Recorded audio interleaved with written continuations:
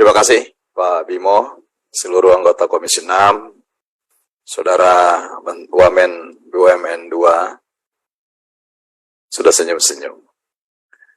Para direksi, baik dari KAI, KCIC, mohon maaf, Deputi Kemenko Marves, Deputi Kementerian BUMN, Staf Khusus 3, nggak balas-balas WA saya kayaknya dari tadi malam ya.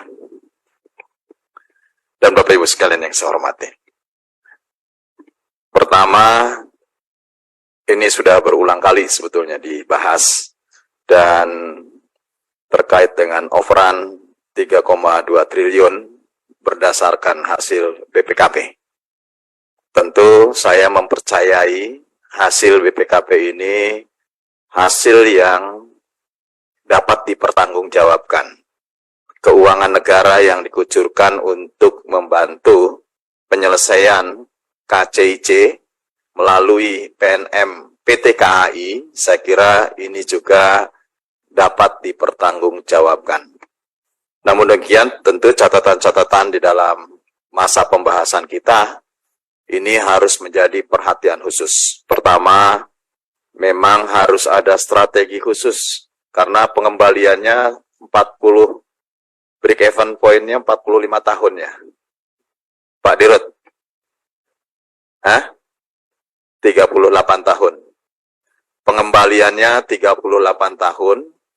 Kemudian saya belum tahu nanti kalau kemarin disampaikan bahwa dalam 3 tahun terakhir untuk tiketnya 250.000 selama 3 tahun. Tidak tahu eskalasinya nanti seperti apa. Apakah nanti setelah 3 tahun naik menjadi 500.000, kita juga belum tahu bagaimana hitungan-hitungan pastinya di dalam bisnis plan untuk dapat mempercepat tadi yang saya maksud untuk sampai tingkat pengembalian. Yang kedua, transportasi kereta cepat memang ini menjadi tren di dunia. Namun tentunya harus terintegrasi seperti Eropa. Eropa terintegrasi antar negara. Di Turki itu antara Ankara dan Istanbul itu ada kereta cepatnya. Kalau di Taiwan dari Kaohsiung ke ibu kota Taiwan itu juga menggunakan kereta cepat. Kalau di Jepang dari Kyoto sampai ke Tokyo. Tidak sampai Tokyo sebetulnya, luar Tokyo.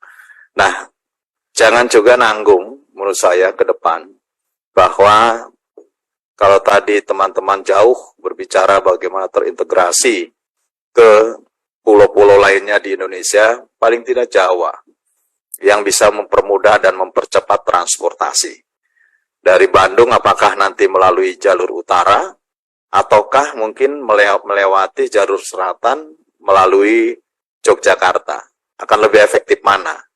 Apakah lewat selatan atau lewat utara melalui Kertajati? Yang saya dengarkan akan melewati Kertajati, kemudian akan mengikuti jalan tol Jakarta, Surabaya, mungkin selanjutnya apakah bisa juga ke barat melalui penyeberangan bisa langsung connect dengan Sumatera.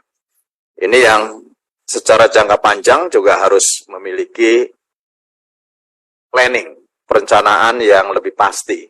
Sehingga kalau sekarang dianggap investasinya terlalu mahal, tetapi kita bisa membeli masa depan. Bisa membeli masa depan yang tentu ini menjadi pengalaman berharga kita.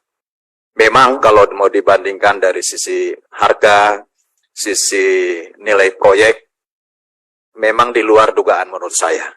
Di luar Pak Tiko. Pak Tiko pun ngitungnya mungkin merasa kemahalan, tapi ya sudah kadung, sudah jalan. Apalagi kan tidak bisa mundur. Gitu. Tiang sudah ditancapkan di sana. Kemudian jalur kereta api sudah terpasang, nggak bisa mundur. Saya selalu mengatakan bahwa keniscayaan pembangunan bangsa ini adalah untuk menyelesaikan berbagai proyek pembangunan sebelumnya. Tidak boleh ada kemudian diberhentikan karena berbeda pemerintahan misalkan, berbeda presiden, Jadi tidak ada kata mangkrak, tidak ada. Karena ini dapat dilanjutkan oleh pemimpin selanjutnya. Karena proyek tersebut milik bangsa, milik negara, dan milik rakyat. Bukan milik penguasa pada saat itu.